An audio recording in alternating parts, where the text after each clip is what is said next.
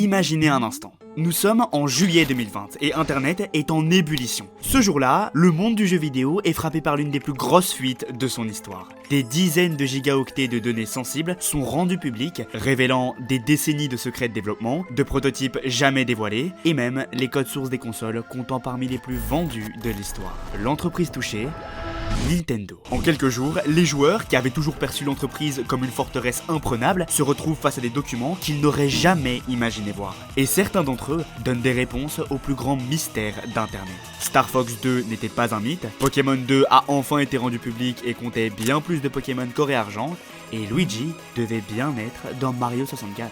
Elle is real. Pour beaucoup, ce n'est plus une simple fuite, c'est une révélation historique. On lui donne alors un nom, les Giga Leaks. Jamais l'industrie n'avait assisté à un événement de cette ampleur. Quant à Nintendo, il décide de ne jamais communiquer sur le sujet. Sauf que c'est pas sur ça que porte la vidéo. Non, si je vous en parle, c'est que récemment, on a pu faire bien pire. Parce qu'imaginez cette fois qu'on ait pu s'attaquer à un empire du multimédia. La licence la plus lucrative du monde et qu'on ait obtenu non pas 10, ni 100, ni 500, mais bien plus de 1000 gigas de données. Tous ces secrets, tous ces documents confidentiels. Des comptes rendus de réunions aux conversations elles-mêmes. À ce moment-là, on aurait assez d'infos pour la faire couler. Et on ne parlerait plus de giga, mais de téra leaks. Mais juste avant... Oh non, pas ça! Mon ordinateur est en train de rendre l'âme! Comment vais-je bien pouvoir sortir ma vidéo chronologie WW2K à temps? On a besoin d'aide? Quoi? Qui a dit ça?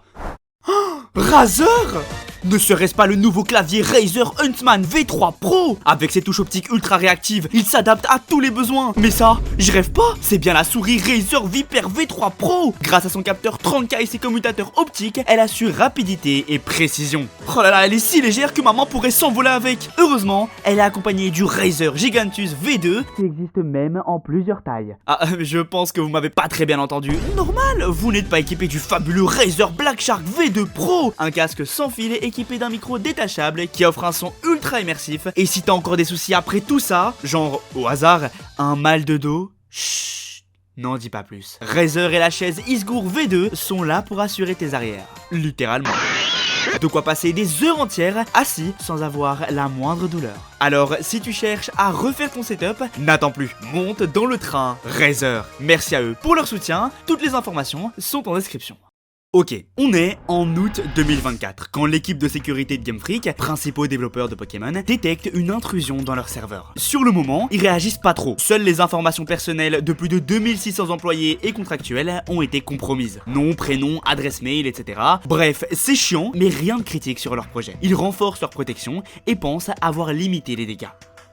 2 mois plus tard, c'est le début du cauchemar. Le 12 octobre, des fuites massives apparaissent en ligne. Des extraits confidentiels de leurs conférences, les codes sources de la quasi-totalité de leurs jeux, des concepts jamais publiés, et même des plans pour de futurs jeux pas encore annoncés. Des années de travail et des éléments que personne n'aurait dû voir sont exposés au monde entier. C'est plus qu'une simple fuite, c'est des téraoctets de données confidentielles qui menacent Game Freak et Nintendo. Mais pour que vous compreniez bien le caractère exceptionnel de l'événement, je dois commencer par vous dire que...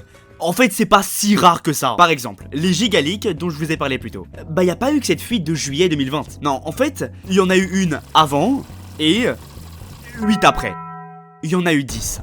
La même année et à 5 mois d'intervalle. La personne derrière ces fuites n'a jamais été identifiée, mais on pense qu'elle provient probablement d'un sous-traitant basé en Chine. Dans tous les cas, les dommages ont été considérables pour Nintendo, qui a dû investir dans de nouvelles mesures de sécurité coûteuses, sans parler de l'impact sur leur réputation. Finalement, on peut quand même dire que tout est bien qui finit bien. Mais parfois, les conséquences sont bien plus dramatiques, aussi bien pour l'entreprise que pour ceux qui en sont à l'origine. Si je vous parle de leaks, il y a de fortes chances que vous pensiez à ceux de GTA 6 en 2022. Depuis sa chambre d'hôtel et avec un clavier, une souris et un Amazon Fire Stick, un petit gars originaire d'Oxford avait réussi à pénétrer les serveurs de Rockstar et à mettre en ligne des vidéos de gameplay du jeu en développement. Pour Internet, c'était incroyable, mais pour Rockstar...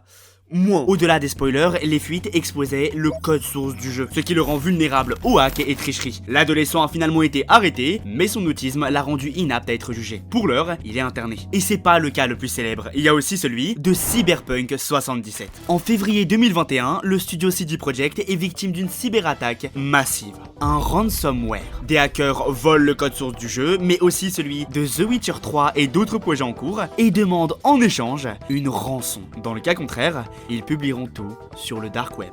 CD Projekt a refusé de payer et les informations ont fuité. Ça a encore plus augmenté la pression sur le studio qui faisait déjà face à des critiques sévères suite au bug de lancement du jeu. Vous l'aurez compris, les leaks dans le jeu vidéo peuvent être bien plus qu'une simple affaire de spoiler. Ils affectent la créativité et la sécurité des studios qui en sont victimes. Alors, dans le cas de Game Freak, en quoi c'est si grave ? Bah, si vous jouez au jeu, vous connaissez sûrement les Pokémon fabuleux, disponibles uniquement lors d'événements spécifiques. Manquer l'occasion, c'est devoir attendre longtemps avant d'avoir une nouvelle chance de l'avoir, si elle arrive. Et du coup, vous vous souvenez de Arceus dans Diamant et Perle ? Et les événements des fabuleux dans X et Y ?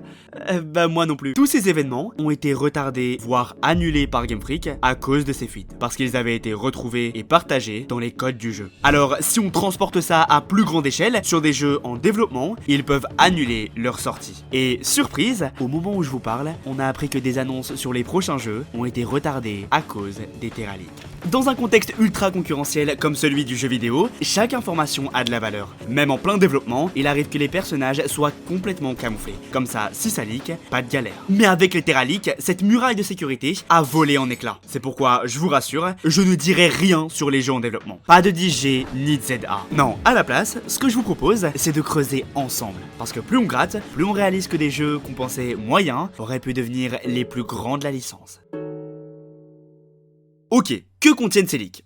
Bah globalement tout, de Ruby et Saphir à Écarlate et Violet. Évolution abandonnée, bêta de jeu, concept, on a même les PSD des logos. D'ailleurs, au cas où, Game Freak a communiqué sur le sujet. Mais rien d'intéressant, c'est juste un message adressé aux actionnaires. Alors, commençons dans l'ordre chronologique. Nous sommes en 2000. Game Freak vive les succès fous d'or et argent, mais sont face à un problème qui reviendra encore et encore. Comment faire mieux ? C'est là qu'intervient ce document. Rédigé par Junichi Masuda, à ce moment-là fraîchement nommé directeur du projet, il contient l'ensemble des idées prévues pour le jeu. Et voici ce qu'on peut y lire. Surnommé Pokémon 3, la région sera inspirée de Kyushu. L'histoire se déroulera 7 ans avant Rouge et Bleu, avec entre 100 et 120 nouveaux Pokémon. Bref, des trucs classiques, enfin pas tant que ça. Parce que même si dans tout ça, on retrouve des idées qui ont été conservées, comme les combats doubles, les vélos à plusieurs vitesses, ou encore un Pokémon avec des motifs. Ouais, ce truc est le premier Pokémon à avoir été créé en 3G. Il y a aussi des idées plus surprenantes. Déjà, les évolutions en horde. Faire évoluer un Pokémon en collectant un certain nombre. C'est littéralement la méthode d'évolution de Meltan et pratiquement celle de Mordidor. Et vous verrez que c'est pas la seule fois qu'un concept est reporté. Ensuite, pouvoir échanger des objets et pas que des Pokémon. Ça aurait été pratique. Et enfin, la fusion.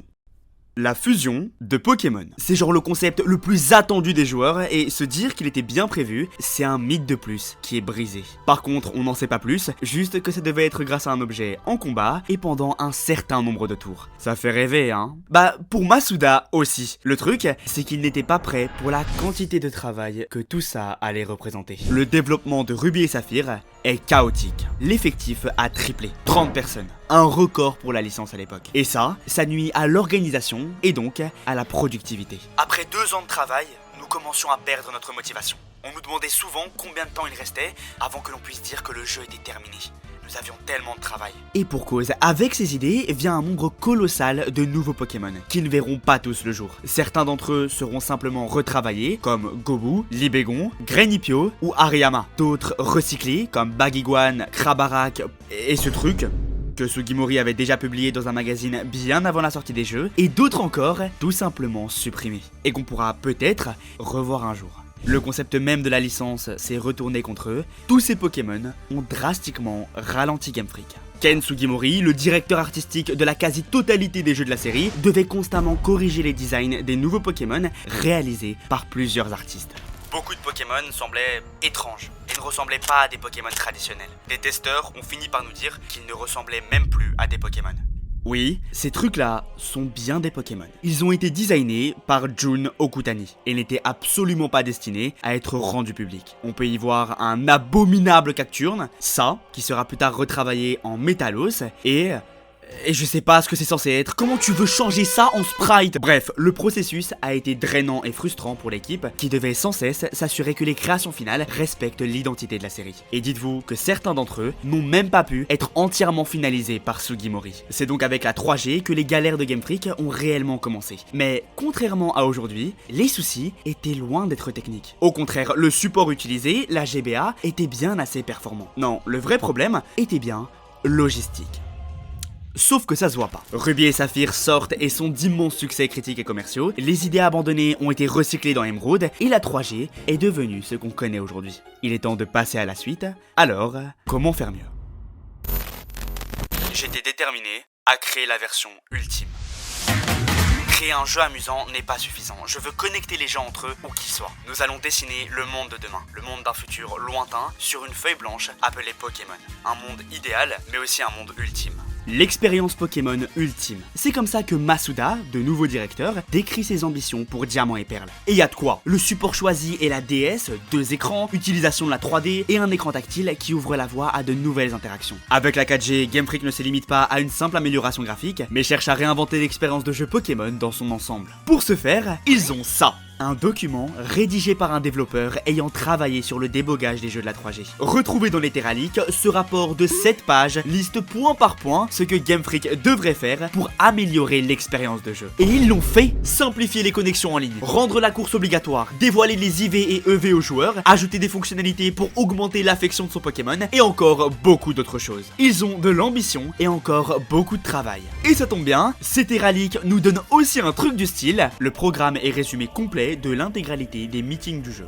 Tout ça, on va pas les analyser parce qu'en vrai, c'est pas bien intéressant. Genre, on parle de changer la couleur des Pokémon en leur faisant manger des baies. Bref, on propose des idées comme partout, mais on peut pas tout garder. C'est normal. Pareil pour les Pokémon. De base, Dodoala devait être intégré en 4G, mais a finalement été abandonné et réutilisé dans Soleil et Lune. Et c'est tout. C'est pas trop pertinent. Non, en vérité, ce qu'il y a de vraiment intéressant, c'est...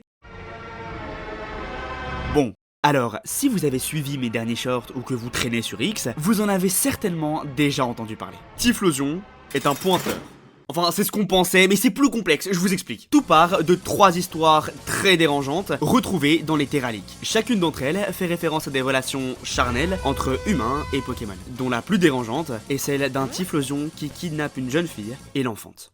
Qu'est-ce que ça fout dans les documents de Game Freak? Au départ, on a eu plusieurs pistes. La première, c'est la bibliothèque de Joliberge. Dans cette dernière, on retrouve plusieurs textes sur le lore de la licence, dont l'un qui traite d'une époque où il n'y avait aucune distinction entre humains et Pokémon. Les deux pouvaient se marier entre eux. Le truc, c'est que ce texte a été censuré à l'international. Donc, ces 3 histoires étaient certainement destinées à faire partie de la bibliothèque avant d'être supprimées pour des raisons évidentes. La deuxième théorie, quant à elle, plus gênante, c'était celle de la fanfiction de développeurs. C'est pas juste des concepts qui ont été volés à Game Freak, c'est aussi des gigas de fichiers confidentiels appartenant aux développeurs de l'entreprise. Ces 3 histoires, toutes écrites par un dénommé Yu Nagatsui, seraient donc des fanfictions écrites par un développeur. Et j'imagine pas comment il a dû être choc-barre de les voir en ligne. Puis, on a fini par trouver la solution. C'était ni l'un ni l'autre, c'est juste une IA qui a fait une erreur de traduction. C'est un peu décevant. Les textes retrouvés dans les Terraliques sont automatiquement traduits par une IA, puis partagés en ligne. C'est un dénommé Roltas qui s'en est rendu compte sur Twitter. Ces histoires n'étaient donc pas écrites par Yu Nagatsui, en fait une telle personne n'a jamais existé, mais plutôt par Suguru Nakatsui, un scénariste chargé de développer le lore des jeux. Mais alors, qu'est-ce qu'il a voulu raconter? Un mythe bien connu de la culture nippone, adapté au monde de Pokémon. L'histoire d'un yokai blaireau ayant le pouvoir de se transformer en humain, et qui sauve une jeune femme qui va finir par tomber amoureuse de lui, malgré son apparence. Un peu comme dans La Belle et la Bête. D'ailleurs, c'est ce mythe qui a inspiré Typhlosion d'Isui. Le texte était juste si poétique que l'IA a transformé la jeune femme en petite fille, l'hospitalité du Typhlosion en kidnapping et leur amour interdit en V-Word.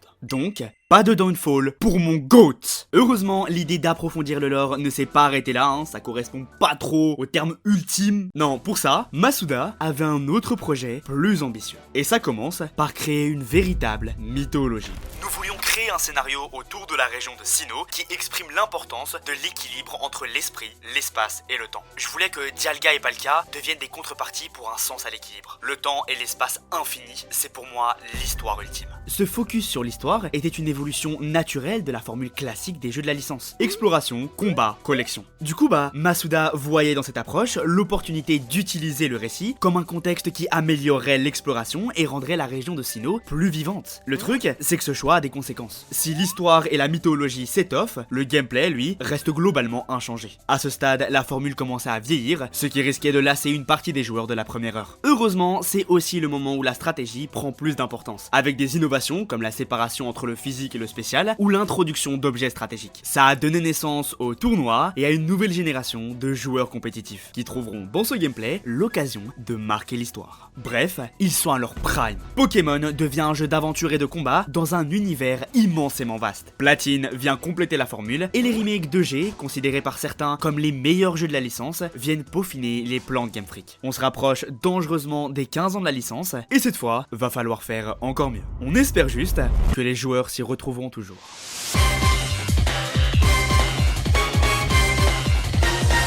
La 5G, c'est les problèmes. On est tous unanimes pour dire qu'on a rarement fait mieux, c'était Big Fiction. Pourtant, Game Freak en garde vraiment pas un bon souvenir. Faut dire que, dès sa conception, elle représentait un défi important. Masuda voyait les choses en grand et il était prêt à y mettre les moyens. En termes de ressources de développement, c'était certainement le plus grand jeu que nous ayons jamais créé. Environ 70 personnes ont travaillé dessus chez Game Freak. Pokémon est déjà connu à l'international, donc la machine ne doit pas s'arrêter. Plus le temps passe, plus les délais se rétrécissent, plus Game Freak recrute. Retenez bien ça parce que ça va être très important pour la suite. Le truc, c'est que malgré l'investissement humain, la Nintendo DS, vieillissante, imposait des limites techniques. Fallait faire tenir des ambitions démesurées dans une console dépassée. Chaque Pokémon devait être animé selon sa position et ses actions. Et il y en a beaucoup. Plus de 400. Ils décident d'en rajouter plus d'une centaine pour faire écho à la 1G. Selon Ken Sugimori, ils vont même aller jusqu'à en concevoir 3 fois plus que ceux qui seront finalement gardés. Alors,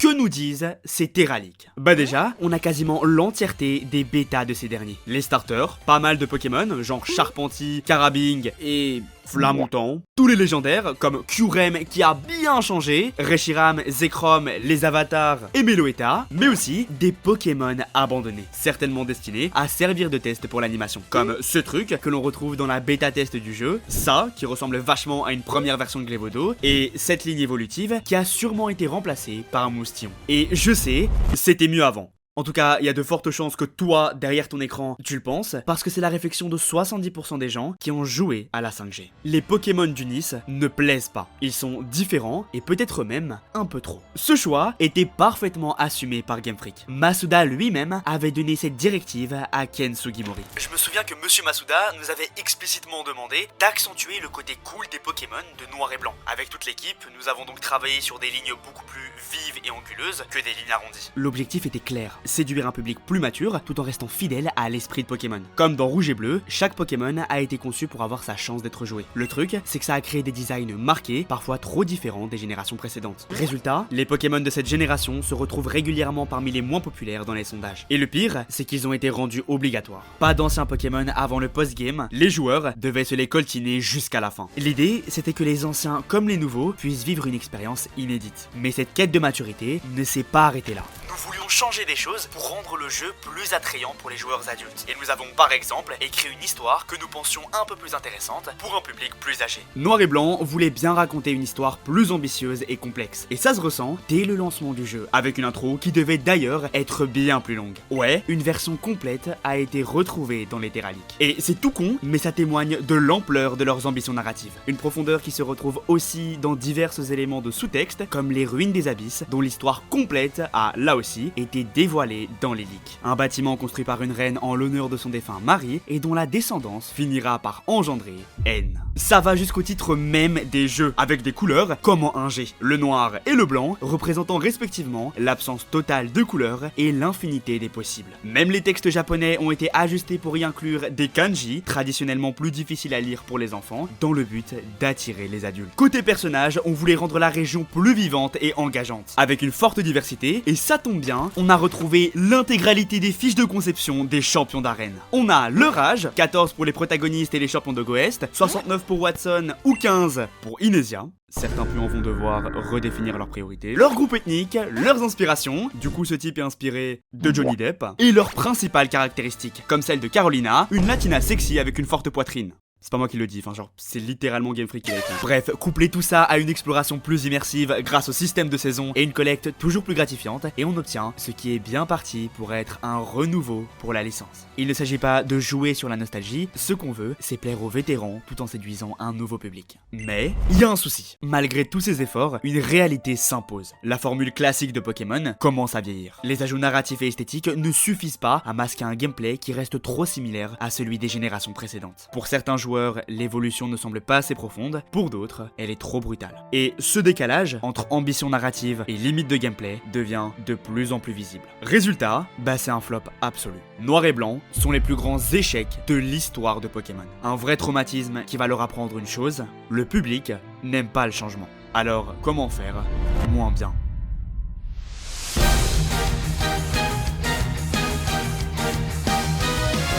Ok, accrochez-vous, parce que là, on va parler de vrai contenu, genre des trucs qu'on n'aurait jamais pensé voir un jour. Chez Game Freak, on est assez perdu. En fait, on sait plus sur quel pied danser. Noir et Blanc 2 sont, pour Pokémon en tout cas, des fours interstellaires. Alors, comment se positionner pour la 6ème génération? Faut-il être plus ambitieux encore? Essayer de faire mieux, comme ils se sont habitués à le faire pendant les 15 dernières années? Ou au contraire, se reposer sur ses acquis? Aller plus loin, c'est prendre le risque d'à nouveau décevoir les fans. Mais pour l'heure, ils sont confrontés à un problème bien plus important. Le passage à la 3D. Repenser toute une licence pour rentrer dans une nouvelle ère technologique, c'est pas rien. Game Freak, habitué à travailler sur des consoles à puissance limitée, devait désormais développer un jeu en 3 dimensions pour la Nintendo 3DS. Et ils galèrent. C'est logique, je veux dire, à la base, c'est pas leur truc la 3D. Ils sont pas faits pour ça.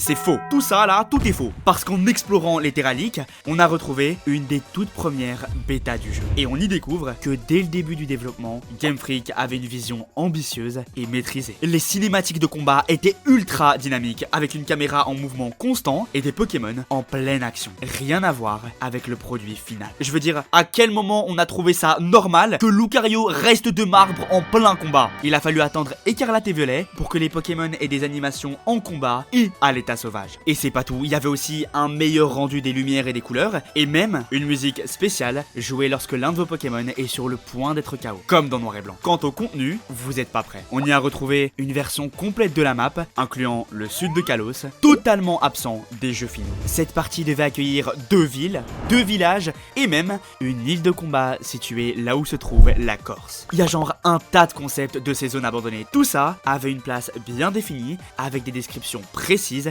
pour chaque zone. Une région si vaste que le mode vol, avec Méga Latios et Latias, était initialement prévu pour X et Y. Oui, pour ceux qui s'en souviennent, ces mégas étaient déjà codés dans les fichiers d'X et Y, bien qu'impossible à obtenir. On pensait que c'était un indice pour les remakes 3G, mais non. Maintenant, on sait pourquoi. Le Pokédex lui-même reflète des choix délibérés. Dès le début, Game Freak avait décidé de limiter cette génération à 80 nouveaux Pokémon. Comme l'atteste ce document de développement retrouvé dans les Terraliques. Pourtant, pas mal d'entre eux ont été abandonnés, comme ce petit dragon à tête de fleur, ce poisson qui ressemble comme par hasard au sprite utilisé quand on surfe, mais aussi ce caméléon et cet oiseau incroyable qui était sûrement destiné à être un fossile. Le truc, c'est que proposer un bon contenu ne suffit pas si la façon d'y jouer reste inchangée. Et Noir et Blanc nous l'a bien montré. Alors, face à un gameplay qui commençait à s'essouffler, Game Freak savait qu'il leur fallait une mécanique capable de renouveler l'intérêt des joueurs, quel que soit le type de combat. Les combats trio ou rotatifs, introduits dans la 5G, n'avaient pas réussi à captiver au-delà de leur aspect gimmick. Il leur fallait quelque chose de plus universel, quelque chose qui transformerait la stratégie en profondeur. C'est ainsi qu'est née l'idée de la méga évolution. Dès les premières phases du développement, on savait qu'on allait y introduire cette mécanique. Les premiers croquis nous montrent déjà des formes méga évoluées. Malheureusement, je vous préviens, la quasi-totalité des méga évolutions prévues ont vu le jour dans les jeux finaux. Sur l'ensemble de la 6ème génération, y compris les remakes 3G, seule une méga évolution a été abandonnée. Méga Lipoutou. Voilà, va falloir se contenter de ça. Et oui, je sais ce que vous vous dites. Tout ce contenu là, il a été complètement supprimé ou devait-il être décalé à une probable version Z? Après tout, en 2021, les métadonnées de Soleil et Lune nous avaient montré que des versions Kalos 2 étaient prévues. Que nous disent ces Terraliques? Ils nous le confirment définitivement. Pokémon Z a bel et bien existé. Ou du moins, il était prévu. Parce qu'on n'a pas juste retrouvé des mentions du projet. On a aussi retrouvé des morceaux de l'histoire. Un scénario centré sur Zygarde et ses deux formes inédites, la forme X, un chien capable de chasser Xerneas, et la forme Y, plus humaine, munie d'un canon pour abattre Yveltal. Ouais, c'est littéralement les formes 10 et 100%. Mais alors, pourquoi le rendu final est-il si différent de tout ce qui était prévu initialement? Il y a plusieurs théories. La première, c'est qu'après l'échec de la 5G, Game Freak aurait pensé que les fans étaient réticents au changement. Proposer trop de contenu, c'était augmenter le risque de déstabiliser les fans. C'est tout ce qu'ils auraient retenu de leur expérience avec Noir et Blanc. Puis, il y a la deuxième théorie. La transition vers la 3D a mis en lumière un problème bien plus important. Le temps. Développer un jeu en 3D prend bien plus de ressources et, contrairement à ce qu'on pourrait penser, la 3DS était toujours trop limitée pour eux. Obtenir un résultat à la hauteur de leurs ambitions demandait du temps et de l'optimisation, et Game Freak souhaitait surtout maintenir sa cadence. Junichi Masuda l'a lui-même admis à Satoru Iwata, ancien PDG de Nintendo. Maintenir cette cadence tout en veillant à la qualité du jeu était extrêmement exigeant. L'équipe était obligée d'effectuer des ajustements en continu pour garder le projet sur les rails.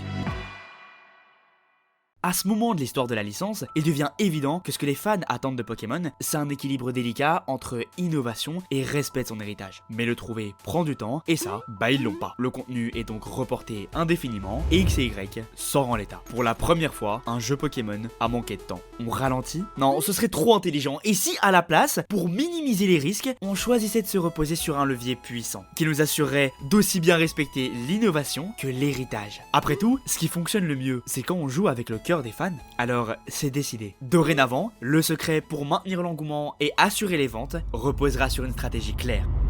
La nostalgie. Et ça tombe bien parce que, bientôt, Pokémon fête ses 20 ans.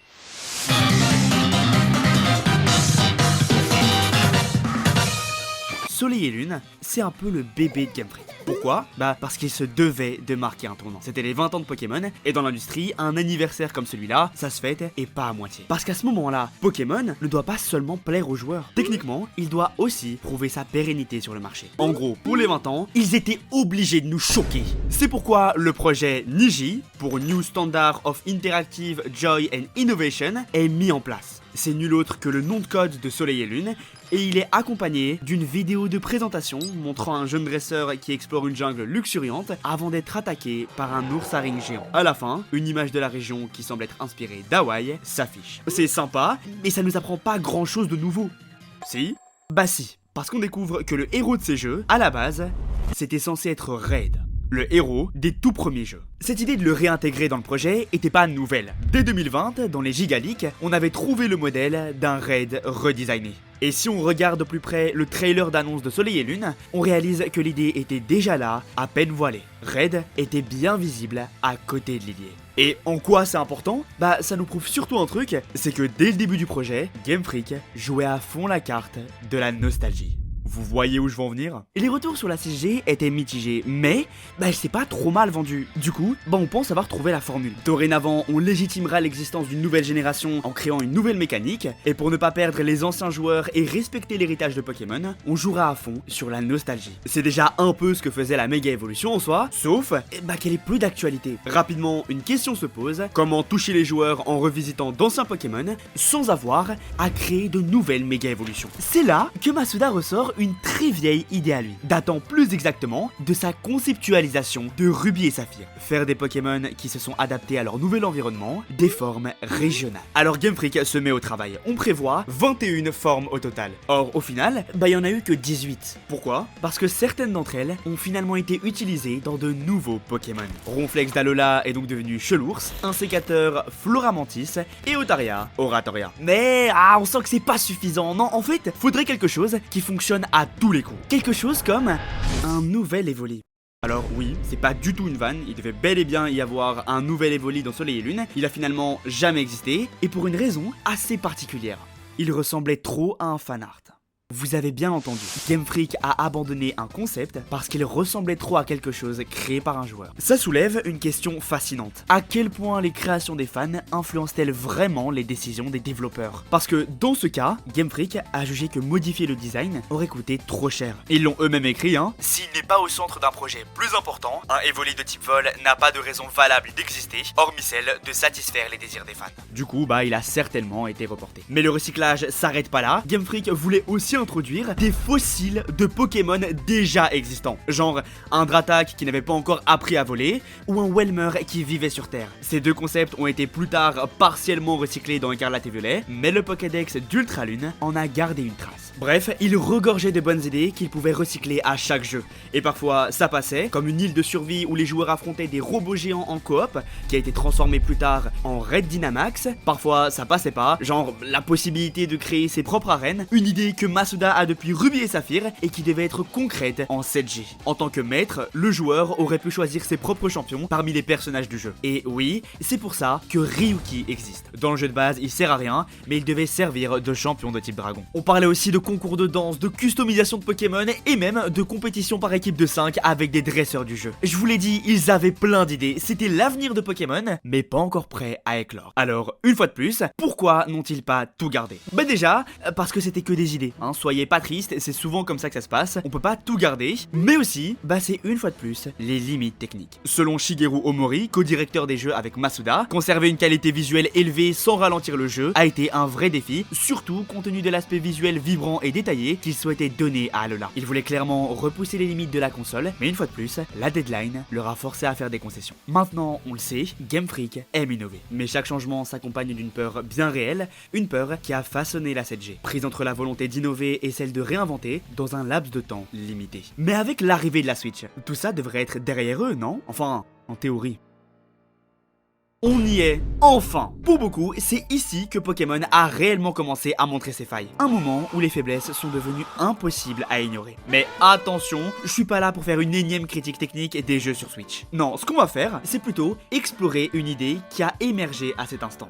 Game Freak n'a plus d'ambition et ne cherche qu'à sortir des jeux, peu importe leur qualité. Alors, pour épée et bouclier, malheureusement, les Terraliques n'ont rien révélé, mais pour Légende Arceus et la 9G, c'est une autre histoire. Au point où on tient très probablement la vérité ultime derrière toutes nos interrogations. En se basant sur notre calendrier traditionnel, un remake Diamant et Perle est attendu. Mais cette fois-ci, nous avons décidé de ne pas créer un remake de l'original en utilisant la technologie actuelle. Notre objectif est de créer quelque chose qui deviendra la base technique des futurs jeux de la série, en relevant le défi d'innover à la fois le gameplay et la technologie, tout en gardant à l'esprit la prochaine génération de jeux Pokémon. Ce que je viens de vous lire est un extrait d'une conférence de Game Freak retrouvée dans les Terraliques. Et il nous prouve une chose, c'est que dès le départ, Légende Arceus devait être bien plus qu'un jeu. C'était les bases d'une révolution. Alors ils se mettent au travail. Le développement commence à l'automne 2018. Alors qu'épée et bouclier, prévu pour l'année d'après, n'est même pas terminé. Le planning est très serré. L'équipe n'a que 3 ans pour livrer un jeu correct, tout en jonglant avec la fin de la 8G et très vite, le début du développement d'Écarlate et Violet. Même si Game Freak a formé une équipe dédiée pour Légende Arceus, au vu de leur faible nombre, elle devait déjà travailler dans des conditions extrêmes. Un an plus tard, en septembre 2019, le projet est présenté aux investisseurs. Les concept art sont magnifiques, Game Freak promet une direction artistique unique et une immersion totale dans un monde Pokémon jamais vu avant.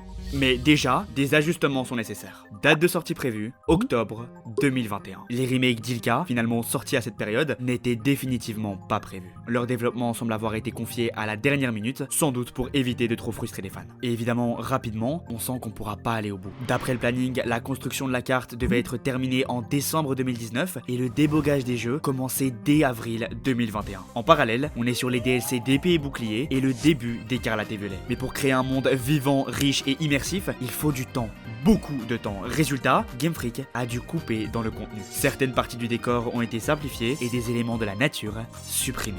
Un manque de temps qui se ressent dès l'intro du jeu. Ce qu'on a eu dans la version finale est loin de ce qui était prévu. Initialement, le protagoniste devait regarder une émission tardive du professeur Chen avant qu'un portail ne s'ouvre et l'emporte. Mais faute de temps, cette première partie a été abandonnée et le jeu commence juste après. Comme en témoigne cette chambre retrouvée dans les fichiers du jeu. On n'a jamais su à quoi elle servait, maintenant on sait.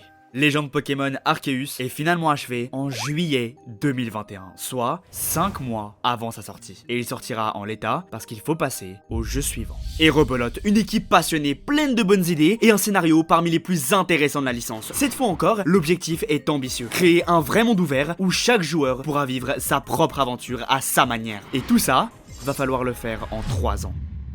Le développement d'Écarlate et Violet débute en juillet 2019, toujours selon un planning de développement des Terraliques, mais qui a été confirmé lors d'une conférence donnée à la CEDEC en 2022. C'est juste avant la sortie d'Épée et Bouclier et pendant le développement de Légende Arceus. À quoi ressemble le jeu à ce stade? À rien. En décembre 2020, la carte commence à peine à être formée. Game Freak veut être ambitieux, mais pas trop. Ils savent que le moindre surplus d'éléments rallongera le temps d'optimisation. Alors ils placent bien plus de contenu que ce qui ne sera finalement gardé, comme brouillon. 6 mois plus tard, en juin 2021, une première phase de test est mise en place. On commence à peine à esquisser les villes avec des bâtiments sans texture. Rien de surprenant, c'était déjà comme ça pour X et Y. Mais là, on est 10 ans plus tard, avec des attentes bien plus élevées. Certaines zones sont tout de même finalisées en test, et étonnamment, c'est prometteur. La gestion de la lumière est sympa, la végétation est riche, et même les menus sont complètement différents de la version finale. Mais tout ça ne concerne que le village de base. Un petit chemin, 2 maisons, et c'est tout. Il reste un peu plus de 1 an. Pendant ce temps, on finalise encore Légende Arceus. Puis vient février 2022. Le jeu est annoncé au public avec des premières images. Et là, on commence à douter. Oui, à peine 8 mois se sont écoulés. Et pourtant, visuellement, on sent déjà que c'est tendu. Les trailers s'enchaînent et montrent déjà des différences de plus en plus vénères. Certains arbres disparaissent, la forme des structures change et même le village de départ, qui semblait correct, est simplifié au maximum. Ce qui s'annonce pour la suite ne fait qu'amplifier l'inquiétude et le résultat final à la sortie du jeu en novembre 2022 confirme les craintes.